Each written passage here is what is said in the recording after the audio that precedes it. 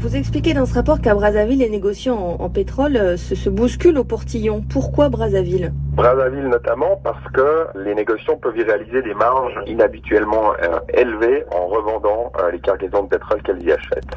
On estime dans la branche qu'une marge habituelle se situe entre 30 et 45 pence de dollars par baril. À Brazzaville, en tout cas dans le contrat qu'on a pu décrypter concernant Gunvor au Congo, des marges qui sont très élevées, jusqu'à 4 fois supérieures aux normes habituelles. Et pourquoi ? Pourquoi ? Ça, c'est aux autorités congolaises d'y répondre, mais ce qu'on a pu constater, c'est que le marché congolais est un petit marché dans le sens où très peu d'acteurs y ont accès. L'essentiel des cargaisons est exporté vers la Chine, ce qui signifie qu'il n'y a pratiquement qu'un seul acheteur final de ces cargaisons de pétrole. Donc une situation pareille, avec peu d'acteurs et un seul acheteur final, ça facilite grandement les manipulations et ça permet une entente cartellaire, si vous voulez. On peut diminuer légèrement le prix du baril de pétrole pour dégager des sommes nécessaires pour verser des commissions. Ça signifie que donc le pétrole congolais est bradé, en quelque sorte. En tout cas, c'est sûr qu'en offrant ce qu'on appelle un rabais ou un discount sur le prix du baril, il y a un manque à gagner pour les caisses publiques congolaises, en particulier pour la Société nationale des pétroles congolais, qui est une société étatique qui gère en fait la richesse en hydrocarbures du Congo et qui appartient donc de fait à l'intégralité de la population congolaise. Est-ce que vous avez pu comprendre quelle est la contrepartie ? Pourquoi est-ce que les autorités congolaises auraient intérêt à consentir de telles réductions du prix de son pétrole ? Dans le cas de Gunvor, pour accéder au marché congolais, elle a fait appel à 2 intermédiaires, des personnes, un Français et un Congolais, qui ont bénéficié d'importantes commissions versées par Gunvor en échange de leur intercession vers les autorités congolaises pour convaincre ces dernières de traiter avec Gunvor. Ces commissions ont été non seulement très élevées, mais en plus ont donné lieu à des transactions extrêmement suspectes qui ont d'ailleurs alerté la justice suisse qui a ouvert sur cette base une procédure pénale pour blanchiment d'argent.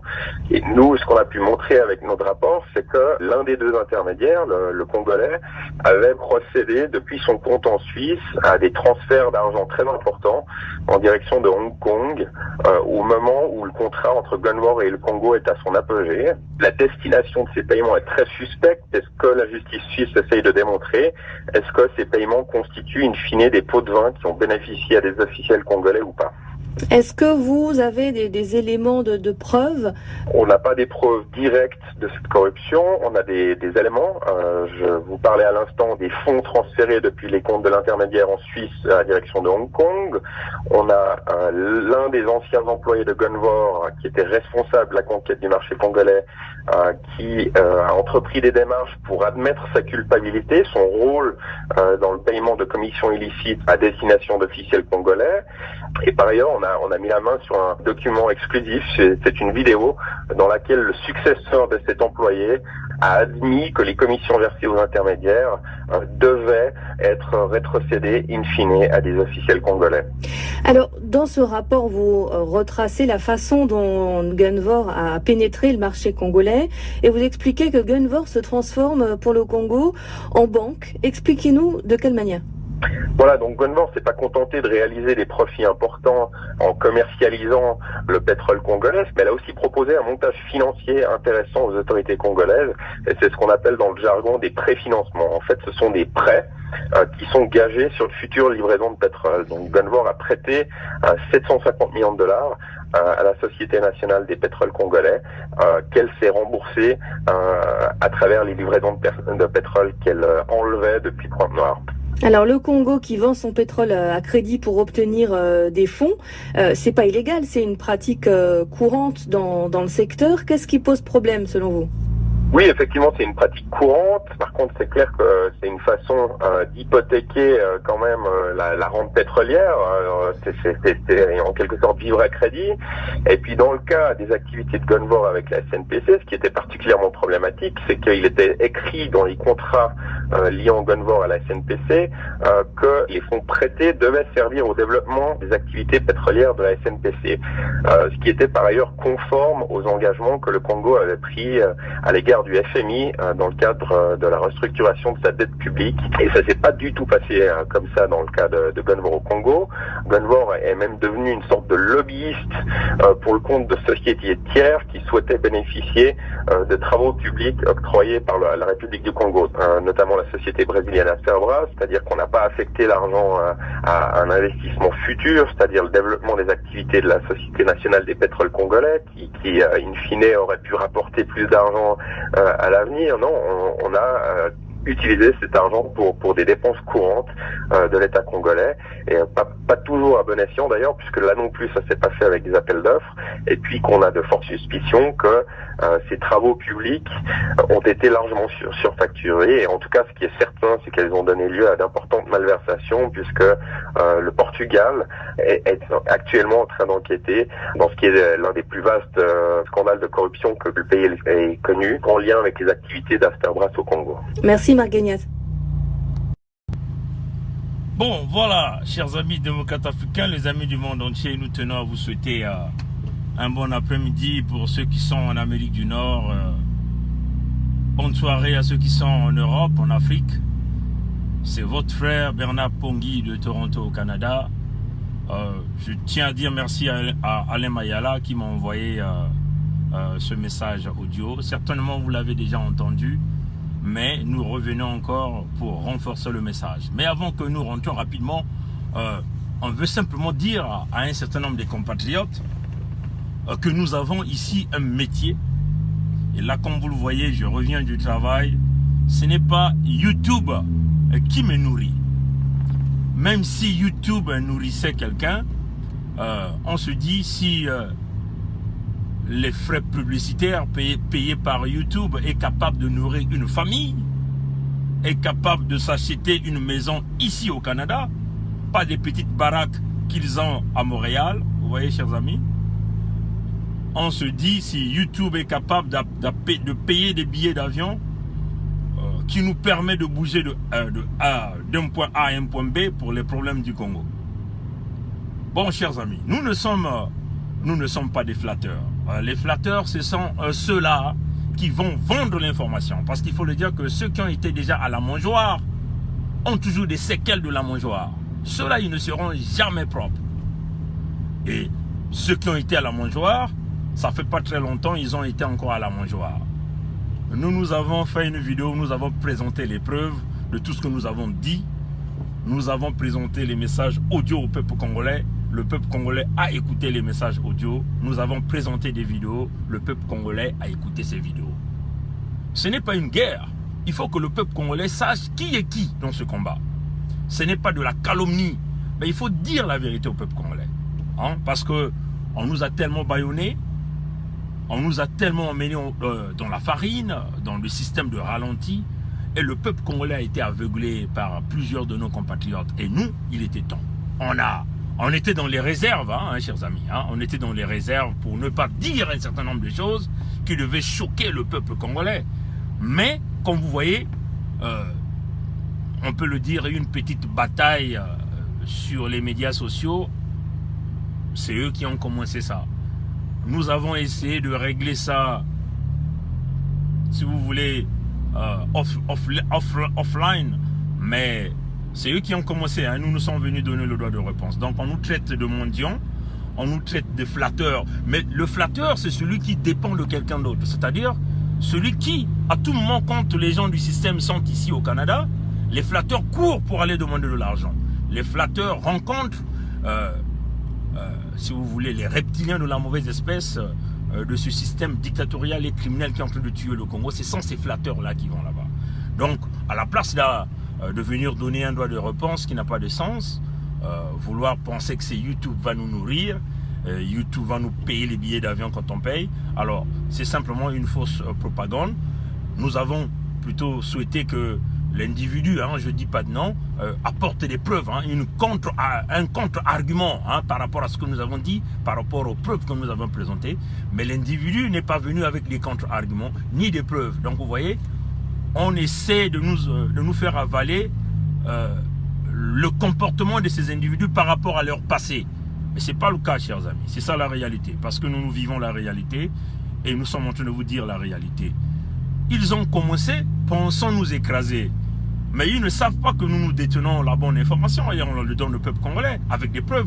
Et c'est ce que nous faisons. Voilà. Donc ça, c'était ça, un petit paragraphe pour simplement dire aux gens, le flatteur, c'est celui qui va demander de l'argent, celui qui a des séquelles de la mangeoire, celui qui a été déjà à la mangeoire et qui continue d'aller à la mangeoire en vendant des informations.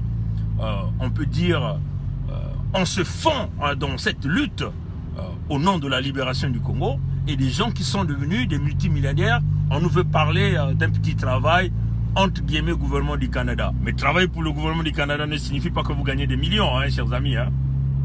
Parce que nous aussi, nous avons travaillé dans ce même système-là et nous avons préféré aller dans le privé parce que le privé paye mieux que travailler pour le gouvernement. Le gouvernement du Canada, ce n'est pas comme le gouvernement du Congo où les gens peuvent se permettre de voler de l'argent, où les salaires sont exorbitants. Ceux qui travaillent pour le gouvernement, ils sont payés par les taxpayers, comme on dit, hein, l'argent du contribuable. Donc, il n'y a pas de salaire d'abus là-bas. Vous voyez, chers amis. Donc, méfiez-vous, chers compatriotes. Nous avons présenté les preuves. On a dit pourquoi le téléphone de Bernard Pongui avait été pris. On n'a jamais accusé quelqu'un, mais nous avons présenté des preuves. Donc, nous avons souhaité que ces individus-là nous apportent des contre-arguments pour venir démentir tout ce que nous avons dit. Ah, mais ils sont incapables de le faire parce qu'ils connaissent la vérité. Et nous avons encore d'autres preuves que nous avons gardées pour le moment pour présenter à un certain moment au peuple congolais si ces individus-là continuent sur ce terrain-là. Parce que c'est ça la réalité. Nous sommes dans le système du baie vitré. Nous n'allons plus rien cacher. Alors, si vous aviez côtoyé le système, il faut que le peuple congolais sache que vous avez déjà côtoyé le système et vous êtes en train de se repentir. C'est ça la réalité. Hein. Vous avez déjà côtoyé le système et vous vous êtes repenti. Il faut que le peuple puisse le savoir, hein, au lieu de se fignoler derrière des statues, des caricatures. Vous voyez, chers amis. Et nous sommes là, nous dirons toujours la vérité. Bon, voilà. Bon, maintenant, ceux qui nous disent, nous sommes des haineux. Mais, chers amis, ce que le peuple congolais veut, c'est une véritable justice. Hein, une véritable justice. Une véritable police totalement indépendante. Donc, la vengeance dont on nous fait allusion, c'est le peuple congolais qui le fera à travers la justice. Parce qu'il faut le dire, chers amis, tous ceux-là qui ont volé de l'argent du Congo doivent aller forcément, ils doivent répondre de leurs actes. Vous avez entendu ce message audio, comment on essaie de brader le pétrole congolais. Vous avez entendu que le marché du Congo, on arrive à faire des discounts, c'est-à-dire simplement, hier j'ai suivi le baril de pétrole, c'était à 78 et peut-être 48 $. Donc, sur le marché du Congo, avec des discounts, on essaie de réduire le baril du Congo à, par exemple, 45 $. Donc, tout ce qui vient en dessus, ça leur permet de payer des commissions, de payer les fraudes, de corrompre le monde entier. Et ce système a évolué comme ça. Et ceux qui sont au centre de ce vol, ce sont ceux-là qui sont aux commandes au Congo-Brazzaville. Et vous connaissez les gens qui ont été au centre de ce pillage systématique de l'argent du Congo. Denis Christel a géré les pétroles du Congo. Donc on peut dire le numéro 1 dans cette gestion, dans cette fraude, demeure Denis Christel. Parce que c'est lui qui a géré la production et la pré-production. Vous voyez, chers amis. Donc, mais dans tout ça, nous savons que celui qui est au centre de cette mafia demeure Sassou Nguesso, parce que c'est lui qui est le contrôleur de tout ça. Celui qui connaît, celui qui place des gens, c'est lui qui nomme des gens. Vous voyez, chers amis. Donc, quand on vient nous miroiter des histoires comme quoi vous êtes des haineux, vous aviez perdu le pouvoir et vous voulez venir vous venger, c'est très triste, parce que Bernard Pongui n'a jamais été au centre d'un quelconque pouvoir. Et nous sommes là pour éventuellement, on le dit, hein, tous ceux-là qui ont pillé l'argent du Congo. En tout cas, on vous le dit, hein, chers amis. Si nous avons cette chance-là, parce qu'il faut le dire, hein, chers amis, vous n'allez jamais renverser le système Sassou avec un dialogue. Totalement impossible. Et ça, on vous le garantit. On est là, on est là. Vous voulez douter, allez-y dialoguer, vous verrez ce qui est en train de se passer. Vous n'allez jamais changer les choses au Congo en restant tranquille, croyant mener un dialogue qui va apporter le changement. Jamais. Parce que ce sont les mêmes individus qui vont encore continuer. Ce sont les mêmes militaires qui sont là au système, au pays, qui vont continuer avec ceux-là qui viennent au pouvoir.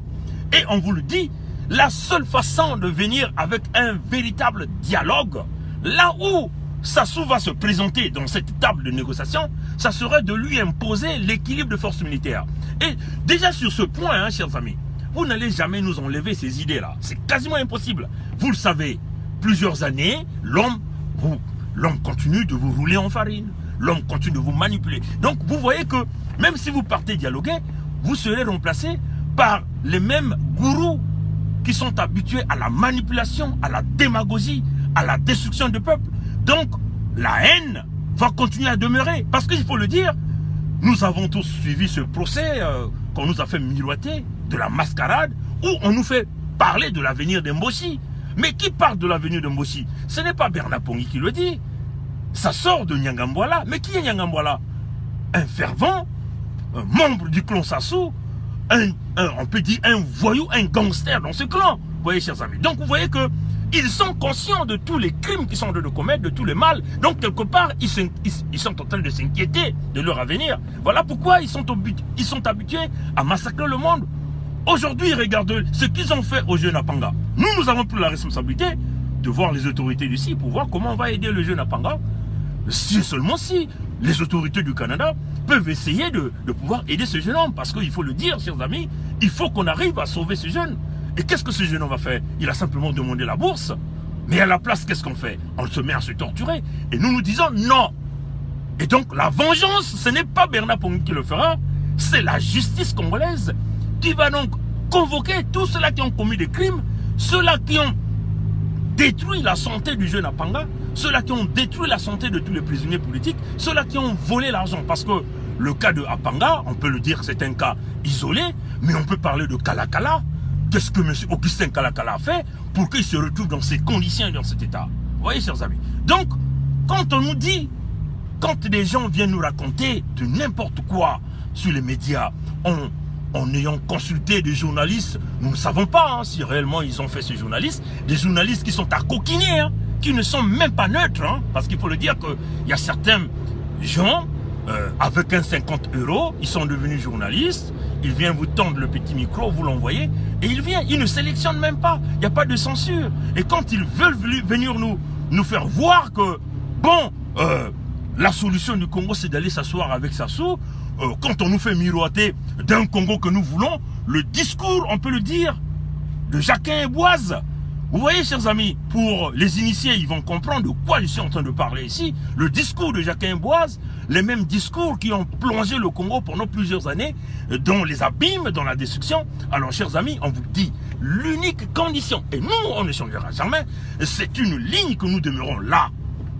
Ceux qui soutiennent Sassou le savent que la seule façon de ramener cet individu, ce criminel de grand chemin, ce voyou du grand chemin, vers une table de négociation, que lui-même qui se présente, il est là assis dans cette salle, c'est de lui imposer une force qui est égale à ses forces de la Gestapo. Si vous ne lui imposez pas la force de la Gestapo, il va continuer à vous rouler dans la farine, ses fils ou ses parents vont continuer à régner, et ce peuple-là va continuer à pleurer. Et nous travaillons, on vous le dit, chers amis, c'est une réalité. La vengeance dont on nous fait allusion ici pour dire, bon, ils veulent venger parce qu'ils ont perdu, mais Lissouba n'a jamais été mon parent. Moi, au pays, on vous le dit, hein, allez-y faire vos recherches. J'ai bossé. Allez-y à l'U-Congo, vous regarderez les traces sont là. Allez-y à Aéroservice, en tant que mécanicien avion léger. Bernard Pongui est là. Allez-y à Jetman Technologies, en tant que responsable bureau études et méthodes. Bernard Pongui est là. Allez-y à Total, on vous dira que Bernard Pongui a fait des grands designs ici, on vous le dira. Allez-y à Chulumberger, on vous dit que Bernard Pongui a bossé ici, au cœur du forage. Donc nous avons un chemin que nous avons tracé. Hein? Nous ne sommes pas des voyous. Vous voyez, chers amis, nous avons un chemin. Par contre, d'autres personnes nous disent qu'ils sont des politiciens, mais nous aimerons savoir c'est quoi le chemin qu'ils ont réalisé au Congo. Quel est leur chemin? Dans leur chemin, dans leur stratégie politique, qu'est-ce qu'ils ont déjà réalisé? Est-ce qu'ils ont déjà travaillé au Congo et où? Mais vous voyez, chers amis, nous avons fait tous ces domaines. En ce qui concerne la géographie du Congo, nous avons été un peu partout parce que mon père a été un cadre dans ce pays, il faut le dire, hein, un cadre dans ce pays. Et mon père a fait toutes les régions à l'époque de ce pays. Et nous avons été dans ces régions-là. Alors, vous voyez, chers amis, nous ne sommes pas des voyous. La vengeance, c'est le peuple congolais qui le fera à travers une véritable justice. Donc, le souhait du peuple congolais, c'est de briser le système Sassou, briser tous ceux-là qui vont à la mangeoire, tous ceux-là qui ont toujours les séquelles, parce que ceux-là, un voleur va demeurer un voleur. Vous pouviez le ramener dans des services de réhabilitation, il demeurera voleur. Dès qu'il aura l'opportunité, il va encore voler. Si vous avez, vous êtes déjà accoquiné à ce système, vous serez toujours là. Vous voyez, chers amis. Alors, démocrates africains, peuple du monde entier, on vous le dit, ne vous fiez pas aux apparences, à ces discours mielleuses, ces attitudes de l'habit. L'habit ne fait pas le moine, chers amis. Mais ce que vous devez savoir, c'est que la vérité se trouve au fond du cœur. Et pour les gens du système, c'est quoi? Ils ont peur de la vérité. Pourquoi ils sont en train de s'accrocher au pouvoir? Parce qu'ils ne veulent pas que la vérité ne sorte. Une fois que le pouvoir est défait, ça veut seulement dire que tout leur réseau va être démantelé. Même ceux-là qui les protégeaient, qui se retrouvent en Occident, tout va être dévoilé aux yeux du monde entier. Voilà pourquoi tous les réseaux sont faits pour que le pouvoir demeure dans le clan, pour que le secret ne sorte pas. Vous voyez, chers amis, mais nous sommes là pour aller chercher le secret. Alors, nous voulons simplement donner une réponse directe à ce compatriote. Nous ne venons pas dans ces directs pour aller chercher de l'argent. Parce que l'argent, nous l'avons à travers le métier. Hein, chers amis? Parce qu'on vous le dit, s'il s'agit de mettre en concurrence le salaire de ces compatriotes, et certainement mon salaire, mes chers compatriotes, démocrates africains, peuple du monde entier, mon salaire, c'est peut-être 3 fois, 4 fois ce que ces compatriotes gagnent.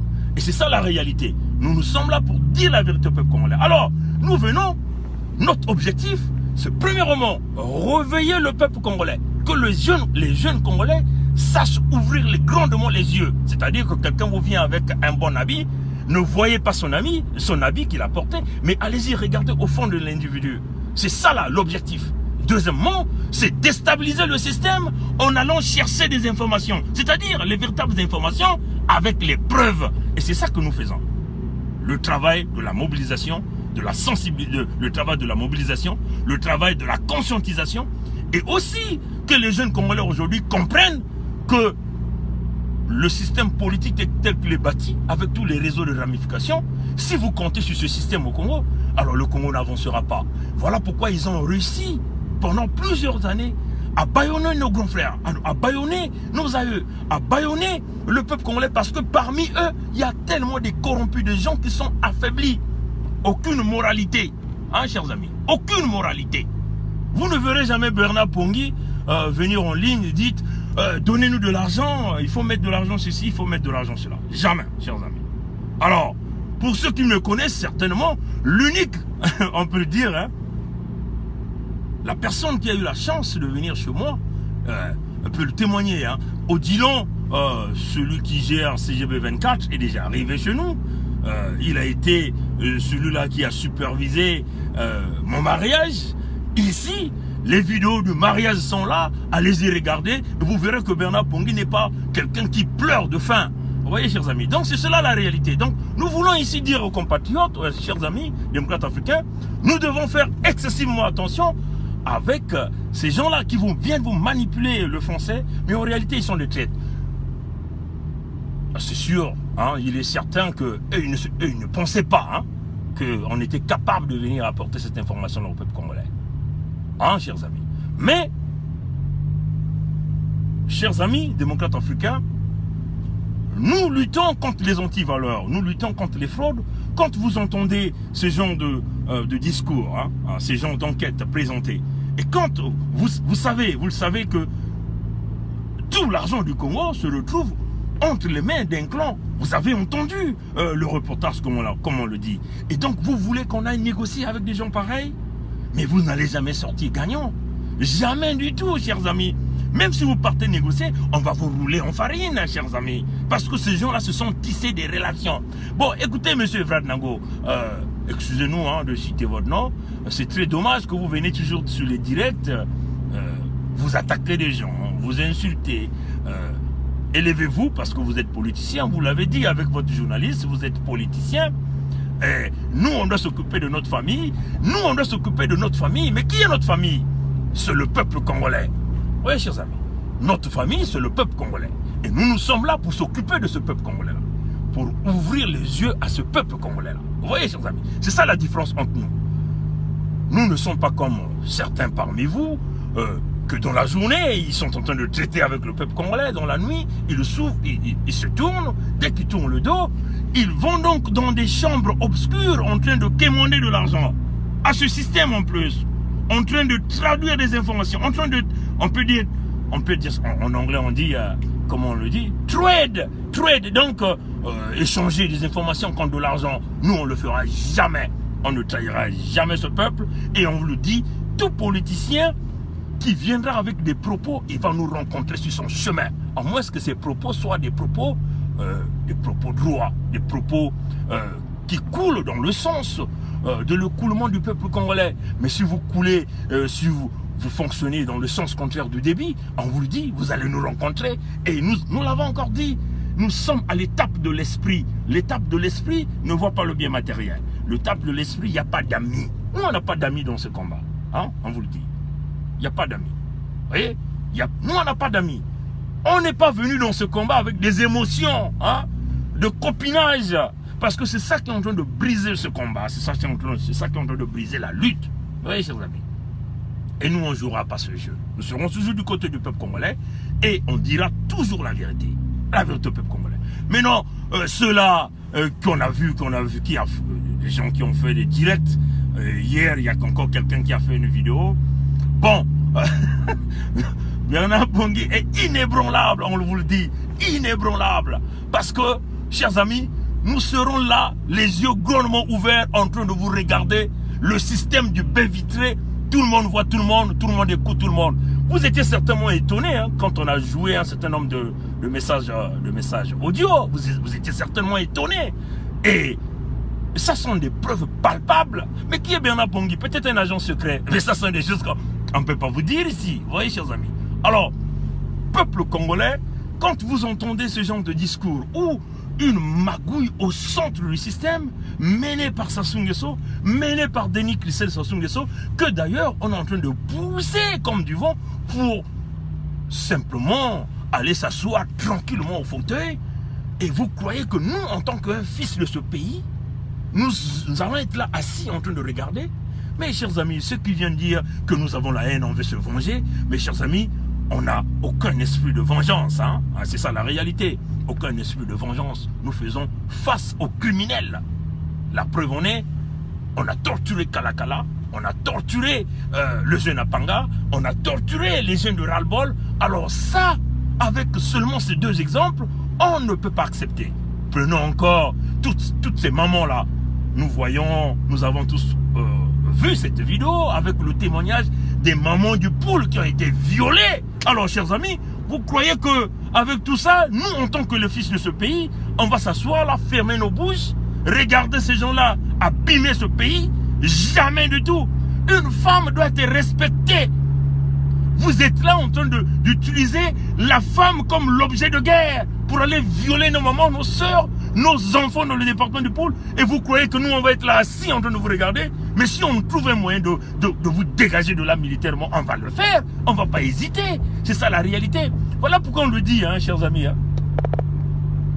L'avenir d'un Mbossi, c'est peut-être que maintenant que les Mbossi doivent peut-être penser à leur avenir. Hein. C'est-à-dire qu'eux-mêmes, ils doivent aller défaire ceux-là qui sont en train de mettre l'ethnie Mbossi en difficulté dans ce pays. Parce que ce qui est vrai, chers amis, si nous ne venons pas avec une véritable force militaire et une force d'interposition pour amener de l'ordre dans le Congo, ça sera un chaos. Hein, parce que le Congo est en train de diriger vers une autre guerre. Mais il faut le savoir que il n'y a qu'un clan qui est surarmé.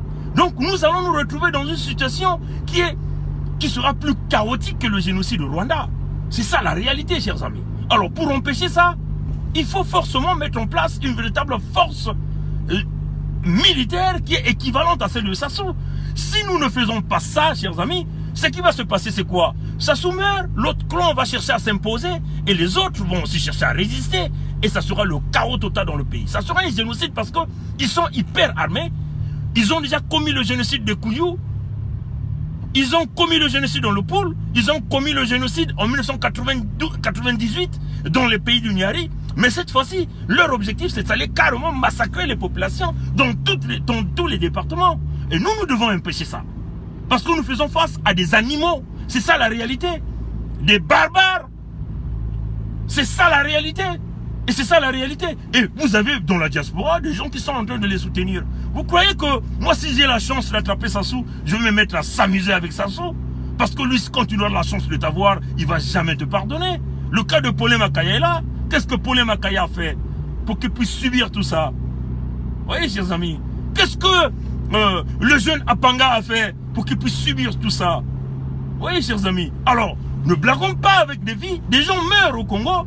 Et vous avez une diaspora corrompue. Ceux-là qui ont déjà été à la mangeoire sont là en train d'acclamer. Ceux-là qui ont des amis dans ce système sont là en train d'acclamer, de s'attaquer aux gens qui résistent aussi fort que de Bernard Pongui. Vous croyez que nous, on n'a pas eu de propositions? Mais c'est parce que nous sommes financièrement un peu stables. Voilà pourquoi nous résistons. Et il y a aussi des Congolais qui ont la conscience, qui comprennent que l'argent ne fait pas le bonheur. Il faut libérer le pays.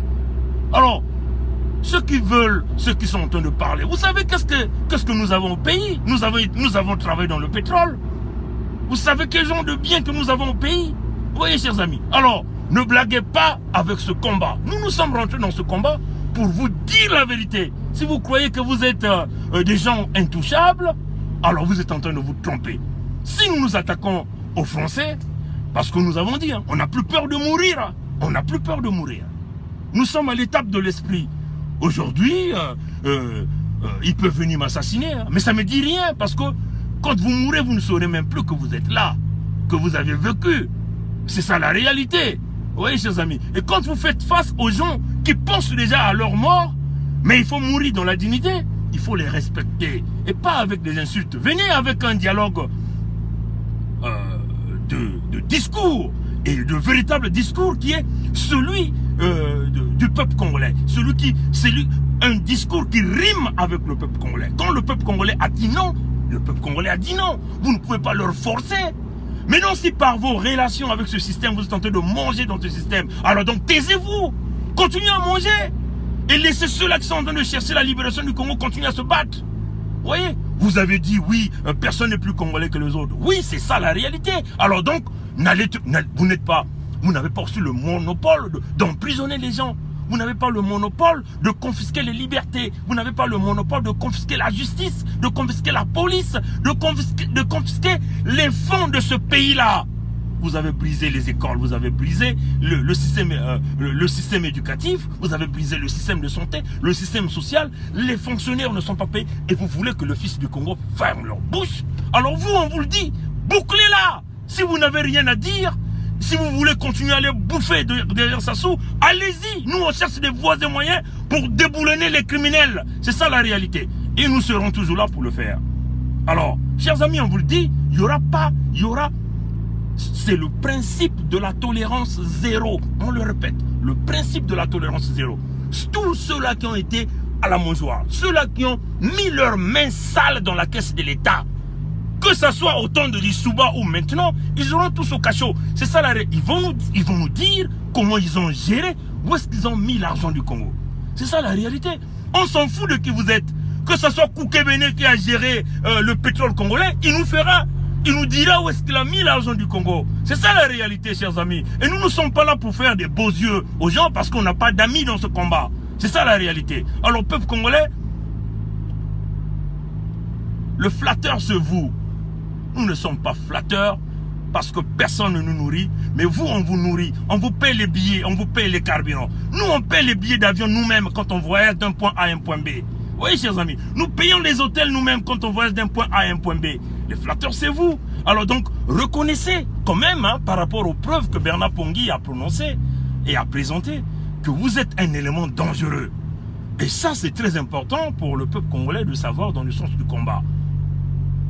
Quand on prend le téléphone d'un ami, alors, on peut considérer que vous avez eu certainement envie même de l'assassiner. Et c'est ça. Et j'en suis convaincu que si c'était à l'époque, aujourd'hui, au niveau où nous sommes, ben certainement c'est le poison qui aurait passé. Mais quand vous faites affaire à un homme aussi qui est compliqué, un homme qui est compliqué dans ses dimensions de spiritualité, un homme aussi qui a ces choses du village, ça va pas être facile d'avoir Bernard Pongui. Alors peuple congolais, réveillez-vous. Faites attention, on vous le dit et on vous le dira toujours. Faites attention, faites attention. Même votre Bible que vous croyez, on vous dit au dernier moment, il y aura des faux prophètes qui viendront à mon nom. Les faux prophètes, ils utilisent toutes les stratégies possibles. Des belles paroles, des belles habits. Mais en réalité, ce sont des adeptes du diable. Mais qui est le diable au Congo? C'est Sassou, c'est Denis Christel. Quand on vient avec le même langage, le Congo que nous voulons, le Congo que nous voulons, mais c'est le même langage du système, avec des slogans bidons, comme d'ailleurs des mêmes slogans qu'on vous a parlé du plan quinquennal, chemin de l'avenir, émergence jusqu'en 2025. Chers amis, on ne fixe jamais les caps de l'émergence d'un État. Jamais. L'Occident n'a jamais fixé le cap, n'a jamais fixé la date que l'Occident va être émergent. Jamais du tout, jamais du tout. Alors, peuple congolais, ne vous faites pas berner. En tout cas, si vous mettez des piments, de la poudre de piment dans les yeux de Congolais, vous n'allez pas mettre ça dans les yeux de Bernard Pongui. Et Bernard Pongui est là pour réveiller la jeunesse dynamique du peuple congolais. C'est ça les jeunes du Congo. Ne suivez pas ces reptiliens de la mauvaise espèce, ces escrocs qui viennent pour vous briser et après ils vont vous avaler tous. Alors, aujourd'hui, tous les hôpitaux sont fermés. Quasiment les hôpitaux sont fermés. Les écoles ne fonctionnent pas. Mais eux, ils font que voyager. Leurs enfants sont là. Ils sont là nombreux à Montréal. Mais qui les aide à Montréal? Ce sont ces mêmes Congolais-là, dans ce même système, qui prennent des inscriptions à leurs enfants et qui les aident à obtenir les visas par les mêmes systèmes qu'ils ont installés, le même système qui leur permet de s'acheter des maisons. C'est ça la réalité. Mais toi, l'étudiant congolais, l'enfant intelligent au Congo, tu meurs là. Tu n'as pas d'issue. Et nous sommes là pour leur rappeler ça. Alors, vous n'allez pas nous dire allez dialoguer avec Sassou. On ne dialogue pas avec Sassou. Sassou, on lui impose la force militaire. Voilà pourquoi nous lançons un appel encore. L'appel solennel à tous ceux-là qui sont pour des libertés, à tous ceux-là qui sont pour le droit de l'homme. Vous le savez qu'un dictateur, ce n'est pas le dialogue qui défait un dictateur. C'est la force militaire. Alors, rejoignez-nous, chers amis, pour libérer le Congo que tout ce peuple veut. Pas le Congo que vous voulez, mais ce que le peuple congolais veut. Alors, chers amis, c'est par ces paroles que nous tenons à vous souhaiter merci d'avoir suivi la vidéo. Et rappelez-vous, ce n'est pas parce que l'on travaille pour le gouvernement du Canada qu'on est financièrement stable. On vous le dit, faites attention. C'est ça la réalité. Que Dieu nous garde, Dieu nous bénisse. Bonne soirée. Merci à ceux-là qui ont suivi, prière de partager. Au revoir. C'est sans rancune, hein, nous, sans rancune. Voilà, allez, au revoir.